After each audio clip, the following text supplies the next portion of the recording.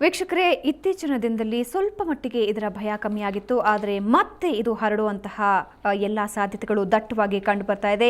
ಇದೇ H1N1 ಈ ಹಿಂದೆ ಕೂಡ ಸಾಕಷ್ಟು ಜನರನ್ನ ಬಲಿ ತಗೊಂಡಿತ್ತು, ಸಾಕಷ್ಟು ಜನರಲ್ಲಿ ನಡುಕ ಹುಟ್ಟಿಸಿತ್ತು. ಜನ ಹೊರಗಡೆ ಓಡಾಡೋದಕ್ಕೂ ಕೂಡ ಹೆದರ್ತಾ ಇದ್ದಂತಹ ಪರಿಸ್ಥಿತಿ ನಿರ್ಮಾಣ ಆಗಿತ್ತು. ಅದಾದ ಮೇಲೆ ಸ್ವಲ್ಪ ಮಟ್ಟಿಗೆ ಕಮ್ಮಿಯಾಗಿತ್ತು. ಆದರೆ ತನ್ನ ಪ್ರತಾಪವನ್ನ ಮತ್ತೆ H1N1 ಪ್ರಾರಂಭ ಮಾಡಿದೆ. ಹಾಗಾದ್ರೆ H1N1 ಇಂದ ಹೇಗೆ ಪರಿಹಾರ ಕಂಡುಕೋಬೇಕು, ಯಾವ ರೀತಿ ನಮ್ಮನ್ನು ನಾವು ಕಾಪಾಡ್ಕೋಬೇಕು, ಇದೇ ವಿಷಯದ ಬಗ್ಗೆ ಇವತ್ತು ದುನಿಯಾ ಬೆಳಕು ಚೆಲ್ಲುತ್ತೆ. ಇದೇ ಈ ಹೊತ್ತಿನ ದುನಿಯಾ ವಿಶೇಷ. ಸಾರ್ವಜನಿಕರೇ ಹುಷಾರ್.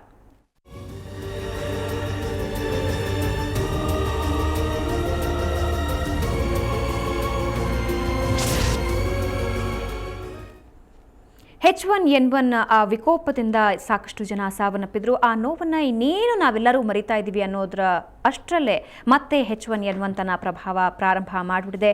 ಈಗಾಗಲೇ ಶಿವಮೊಗ್ಗದಲ್ಲಿ ಒಬ್ಬ ಮಹಿಳೆ ಕೂಡ ಮೃತಪಟ್ಟಿರುವಂತಹದ್ದು.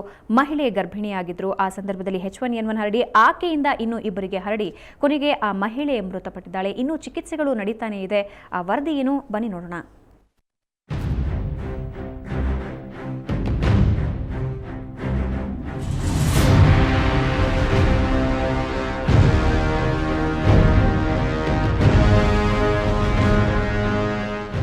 ಕಳೆದ 6 ತಿಂಗಳಲ್ಲಿ H1N1 ರೋಗದ ಶಂಕೆ ಹಿನ್ನೆಲೆಯಲ್ಲಿ 1111 ಮಾದರಿಗಳನ್ನು ಪರೀಕ್ಷಿಸಲಾಗಿದೆ. ಆದರೆ ಇದರಲ್ಲಿ ಕೇವಲ 45 ಪ್ರಕರಣಗಳಲ್ಲಿ ಮಾತ್ರ H1N1 ಇರುವುದು ಪತ್ತೆಯಾಗಿದೆ. ಈ ಪೈಕಿ 8 ಮಂದಿ ಮೃತಪಟ್ಟಿದ್ದಾರೆ.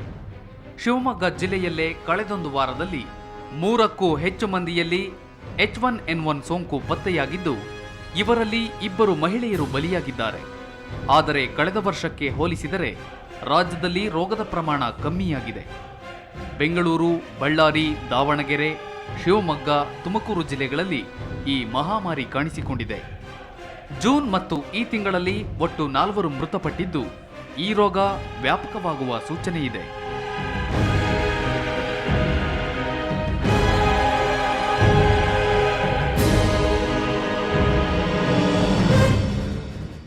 ನೆಗಡಿ, ಶೀತ ಮತ್ತು ಕೆಮ್ಮು ಈ ರೋಗದ ಲಕ್ಷಣಗಳು.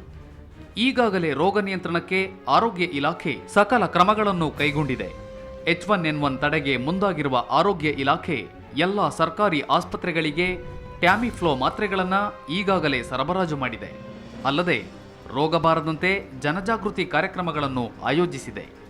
ಜೊತೆಗೆ ನೆಗಡಿ, ಕೆಮ್ಮು, ಜ್ವರದ ಲಕ್ಷಣಗಳು ಕಂಡುಬಂದಲ್ಲಿ ತಕ್ಷಣವೇ ತಪಾಸಣೆಗೆ ಒಳಪಡಿಸಲಾಗುತ್ತೆ ಅಂತ ಆರೋಗ್ಯ ಇಲಾಖೆ ಹೇಳಿದೆ.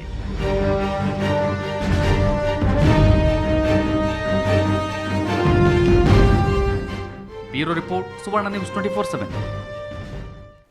ಓಕೆ ವೀಕ್ಷಕರೇ, ಮಾರಿ ಹಾಗೆ ಎಲ್ಲ ಕಡೆ ಹರಡುವಂತಹ ಸಾಧ್ಯತೆಗಳು ಇಲ್ಲದಿಲ್ಲ. ಕಳೆದ ಬಾರಿ ಇದರ ಪ್ರಭಾವವನ್ನು ನಾವೆಲ್ಲರೂ ನೋಡಿರುವಂತಹದ್ದು. ಈಗ ತನ್ನ ಪ್ರಭಾವ ಪ್ರಾರಂಭ ಮಾಡಿದೆ.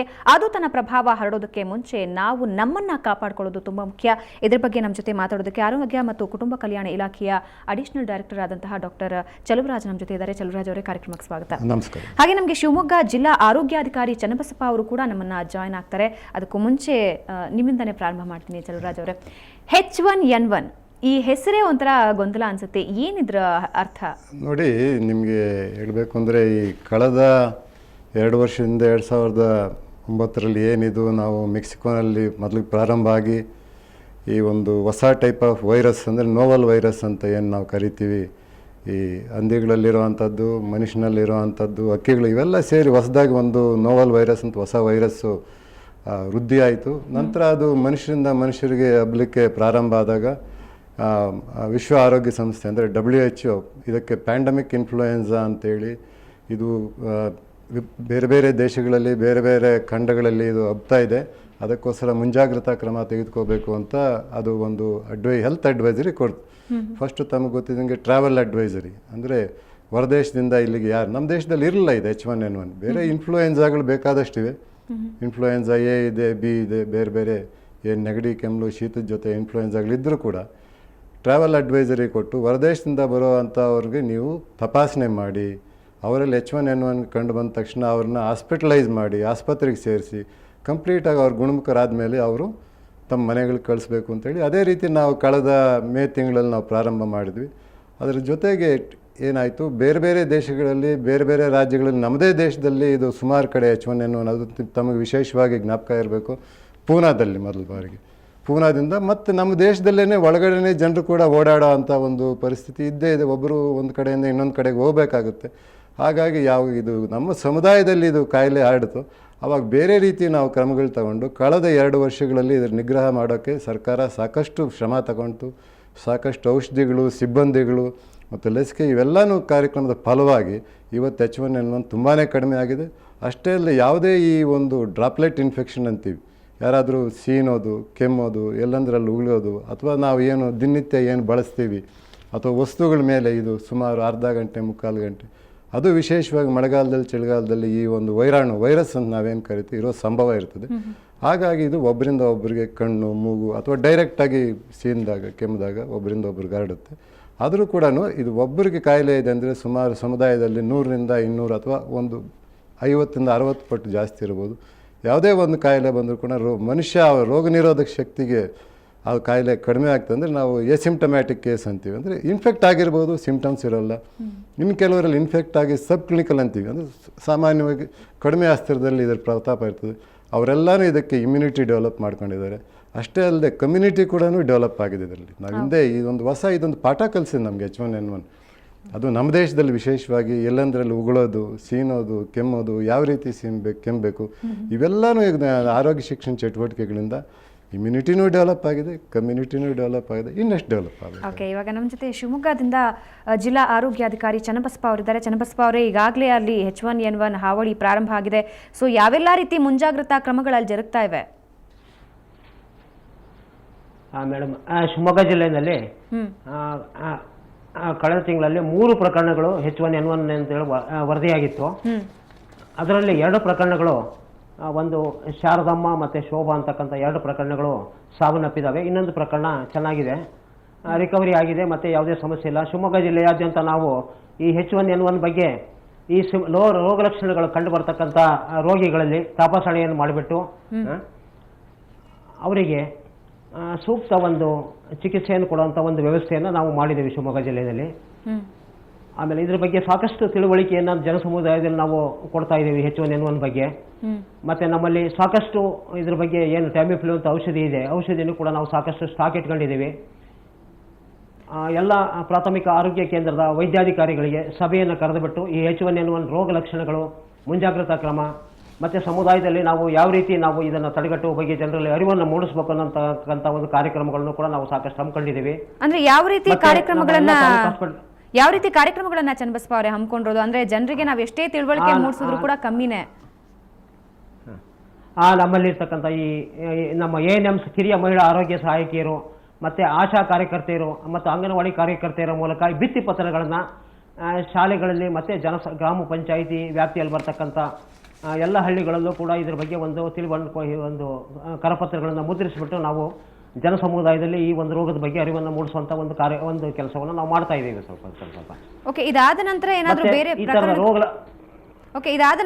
ಪ್ರಕರಣಗಳಿದೆಯಾ? ಇಲ್ಲ ಮೇಡಮ್, ಇದಾದ ನಂತರ ಶಿವಮೊಗ್ಗ ಜಿಲ್ಲೆಯಲ್ಲಿ ಬೇರೆ ಯಾವುದೇ ಪ್ರಕರಣ ವರದಿಯಾಗಿಲ್ಲ. ನಾವು ಈ ಮೊನ್ನೆ ಸಾಗರದಲ್ಲಿ MLA ಅವರ ಅಧ್ಯಕ್ಷತೆಯಲ್ಲಿ ಏನು ಸಾಗರದಲ್ಲಿ 3 ಕೇಸ್ ರಿಪೋರ್ಟ್ ಆಗಿತ್ತು, ಈ ಮುಂಜಾಗ್ರತಾ ಕ್ರಮಗಳನ್ನು ಏನು ತಗೋಬೇಕು ಏನು ಅಂತ ಅನ್ನೋದ್ರ ಬಗ್ಗೆ ಸಾಕಷ್ಟು ವಿವರವಾಗಿ ಒಂದು ಚರ್ಚೆಯನ್ನು ಮಾಡಿಬಿಟ್ಟು ತಾಲೂಕಿನಾದ್ಯಂತ ಒಂದು ಜನಜಾಗೃತಿಯನ್ನು ಮೂಡಿಸಿದ್ದೀವಿ. ಮತ್ತು ಸಾಗರ ಜನರಲ್ ಹಾಸ್ಪಿಟಲಲ್ಲೂ ಕೂಡ ಒಂದು H1N1 ವಾರ್ಡನ್ನು ನಾವು ಓಪನ್ ಮಾಡಿದ್ದೀವಿ. ಮತ್ತು ಅಲ್ಲಿ ಫಿಸಿಷಿಯನ್ನು ಮತ್ತು ಮಕ್ಕಳ ತಜ್ಞರದ ಒಂದು ಟೀಮ್ ಮಾಡಿಬಿಟ್ಟು ಏನಾದರೂ ಈ ಥರದ ರೋಗ ಲಕ್ಷಣಗಳು ಈ ಇನ್ಫ್ಲೂಯೆನ್ಸಾ ಲೈಕ್ ಇಲ್ನೆಸ್ ಅಂತ ನಾವೇನು ಈ H1N1 ಸಿಂಪ್ಟಮ್ಸ್ ಕಾಣಿಸ್ಕೊಳುತ್ತೆ, ತಕ್ಷಣವೇ ತಪಾಸಣೆಯನ್ನು ಮಾಡಿ ಅವರಿಗೆ ಈ ಸೂಕ್ತ ಚಿಕಿತ್ಸೆಯನ್ನು ಕೊಡುವಂಥ ಒಂದು ವ್ಯವಸ್ಥೆಯನ್ನು ನಾವು ಶಿವಮೊಗ್ಗ ಜಿಲ್ಲೆಯಾದ್ಯಂತ ಮಾಡಿದ್ದೀವಿ. ಅಂದರೆ ಬೇರೆದೇ ಒಂದು ತಂಡ ಅಂತ ಏನಾದರೂ ರಚನೆ ಮಾಡ್ಕೊಂಡಿದ್ದೀರಾ ಚನ್ನಬಸಪ್ಪ ಅವರೇ? ಅಂದರೆ H1N1 ಕೇಸ್ಗಳನ್ನ ಟ್ರೀಟ್ ಮಾಡುವಂತಹ ತಂಡ ಏನಾದರೂ ರಚನೆ ಆಗಿದೆಯಾ? ಈಗ ಶಿವಮೊಗ್ಗ ಏನು ಸಾಗರದಲ್ಲಿ ನಮಗೆ ಈ ಪ್ರಕರಣಗಳು ವರದಿ ಆಯಿತು, ಸಾಗರ ಜನರಲ್ ಹಾಸ್ಪಿಟಲಲ್ಲಿ ನಾವು ಸಾಗರ ತಾಲೂಕಲ್ಲಿ ಒಂದು ಟೀಮನ್ನು ಮಾಡಿದ್ದೀವಿ ಮೇಡಮ್. ಓಕೆ, ಇನ್ನಷ್ಟು ನಿಮ್ಮ ಜೊತೆ ಮಾತಾಡ್ತೀನಿ. ಸೊ ಚೆಲುವರಾಜ್ ಅವರೇ, ಈ ಸಾಮಾನ್ಯವಾಗಿ ಸೀಸನ್ ವೈಸ್ ಸಾಕಷ್ಟು ಫ್ಲೂಸ್ ಬರ್ತಾ ಇರುತ್ತೆ. ಆ ಫ್ಲೂಗಳಿಗೂ ಅಥವಾ ಬೇರೆ ಹರಡುವಂತಹ ಕಾಯಿಲೆಗಳಿಗೂ ಈ H1N1ಗೂ ಏನು ವ್ಯತ್ಯಾಸ ಇರುತ್ತೆ? ನೋಡಿ, ಸಾಮಾನ್ಯವಾಗಿ ಮಳೆಗಾಲ ಅಥವಾ ಮಳೆಗಾಲದ ಜೊತೆಗೆ ಮಾಗಿಕಾಲ ಅಥವಾ ಚಳಿಗಾಲ ಬಂದಾಗ ನೆಗಡಿ, ಕೆಮ್ಮಲು, ನಾವೇನು ಶೀತ ಅಂತ ಕರಿತೀವಿ, ಫ್ಲೂ ಅಂತ ಕರಿತೀವಿ, ಸಾಮಾನ್ಯವಾಗಿ ನಮ್ಮ ಆಡು ಭಾಷೆಯಲ್ಲಿ ಫ್ಲೂ ಅಂತ ಕರಿತೀವಿ. ಈ ಥರ ಕಾಯಿಲೆಗಳು ಸರ್ವೇ ಸಾಮಾನ್ಯವಾಗಿ ಇರ್ತದೆ. ಇವಾಗ ನಮ್ಮದೇ ಆದ ಒಂದು ರೀತಿ ನೀವು ಇದು ನೋಡಿದ್ರಾಗ ಸುಮಾರು 2009ರಲ್ಲಿ 10ರಲ್ಲಿ 1800 ಪ್ರಕರಣಗಳು ಅಂದಾಜು ನಾವು ದೃಢೀಕೃತ ಪ್ರಕರಣಗಳು, 10ರಲ್ಲಿ 2552 ದೃಢೀಕೃತ ಪ್ರಕರಣಗಳು, 9ರಲ್ಲಿ ಮರಣ 135 ಸಂಭವಿಸಿದರೆ 10ರಲ್ಲಿ ಮರಣ 120 ಸಂಭವಿಸಿದೆ. ಅಂದರೆ ಮರಣಗಳ ಪ್ರಮಾಣ ಅದನ್ನು ನಿಮಗೆ ಇದನ್ನು ನಾವು ಮೆಡಿಕಲ್ ಆಡಿಟ್ ಅಂತ ಮಾಡಿಸಿದವಾಗ ಸುಮಾರು ಮರಣಗಳು ಏನು ಹಿಂದೆ ಸಂಭವಿಸ್ತು H1N1 ಇನ್ಫೆಕ್ಷನ್ ಆಗಿತ್ತು, ಆದರೆ ಬೇರೆ ಕೋಮಾರ್ಬಿಡ್ ಕಂಡೀಷನ್ ಅಂತ ಬೇರೆ ಬೇರೆ ಕಾಯಿಲೆಗಳು ಕೂಡ ಇತ್ತು. ಅದೇ ರೀತಿ ಈ ವರ್ಷ ನಾವು ತಗೊಂಡ್ರೆ ಗಣನೀಯವಾಗಿದ್ದು ಕಡಿಮೆ ಆಗಿದೆ. ನೋಡಿ, ನಾವು ಸಸ್ಪೆಕ್ಟ್ ಮಾಡಿದ್ದು ಅಂದರೆ ಶಂಕಿತ ಫ್ಲೂನ H1N1 ಇರ್ಬೋದು ಅಂತ ಶಂಕಿತ ಸಸ್ಪೆಕ್ಟ್ ಮಾಡಿದ್ದು ಇದುವರೆಗೂ ಇವತ್ತಿನವರೆಗೂ 1028 ಸ್ವ್ಯಾಬ್ಸ್ ನಾವು ತಗೊಂಡಿದ್ದೀವಿ, ಸ್ಯಾಂಪಲ್ಸ್.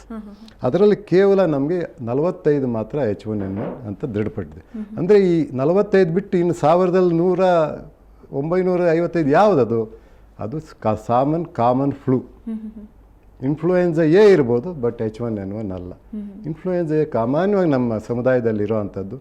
ಅದಕ್ಕೆ ಸಾಮಾನ್ಯವಾಗಿ ಇನ್ಫ್ಲೂಯೆನ್ಸಾ ಎಗೆ ಕೂಡ ಮನುಷ್ಯ ಒಂದು ಸಾರಿ ಆ ಇನ್ಫ್ಲೂಯೆನ್ಸಾ ಆದಮೇಲೆ ನಮ್ಗೆ ಚಿಕ್ಕ ವಯಸ್ಸಲ್ಲಾಗಿರ್ಬೋದು, ದೊಡ್ಡವರಾಗಿರ್ಬೋದು, ಮತ್ತೆ ಆ ಕಾಯಿಲೆ ಬರೋದಿಲ್ಲ. ಸುಮ್ಮನೆ ನೆಗಡಿ ಬರ್ತದೆ, ಹೊರಟೋಗ್ತದೆ.